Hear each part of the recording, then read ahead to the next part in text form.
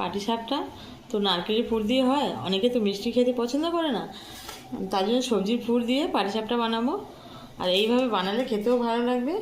আমি এখানে সবজি নিয়েছি, গাজর একটু কুচিয়ে নিয়েছি, আলু কুচিয়ে নিয়েছি, ক্যাপসিকাম কুচিয়ে নিয়েছি, বিনস কুচিয়ে নিয়েছি, অনেকটা কাঁচা লঙ্কা যাতে পুরটা আমার ঝাল ঝাল একটু হয়। মশলা দেবো পেঁয়াজ কুচি, আদা কুচিয়ে নিয়েছি, রসুন কুচিয়ে। পাটিসাপটা পুরের সুন্দর গন্ধের জন্য কয়েকটা আমি কারি পাতা ফোড়ন দিলাম।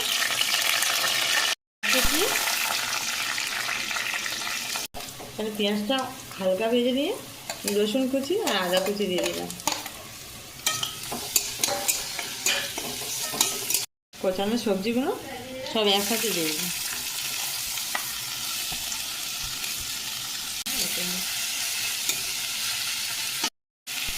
স্বাদ মতো লবণ, অল্প একটু সামান্য হলুদ। মটরশুঁটি ছাড়িয়ে বেটে হিং দিয়ে কষিয়ে কড়াইটু কষিয়ে নিয়েছিলাম, সেটার মধ্যে দিয়ে দিলাম।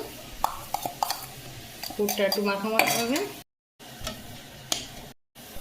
জিরের গুঁড়ো, ধনের গুঁড়ো আর মৌরির গুঁড়ো হাফ চামচ দিয়ে দিলাম। পুরটা এখানে রেডি হয়ে গেছে, তুলে নেব। প্যানে এখানে বেগুন দিয়ে কিন্তু তেল ব্রাশ করে দিয়েছি, বেগুন কেটে নিয়েছি।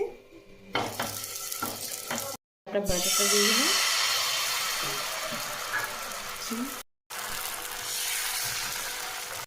ব্যাটা দেওয়ার পরে শুকনো শুকনো ভাব হয়ে গেছে, হাতে আর লাগছে না। দিয়ে দেবো পুরটা।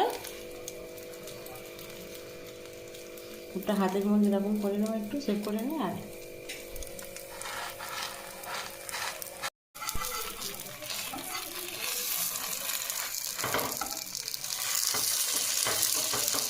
দিয়ে দু পিস ভালো করে গাটা ভাজা ভাজা করে নেব।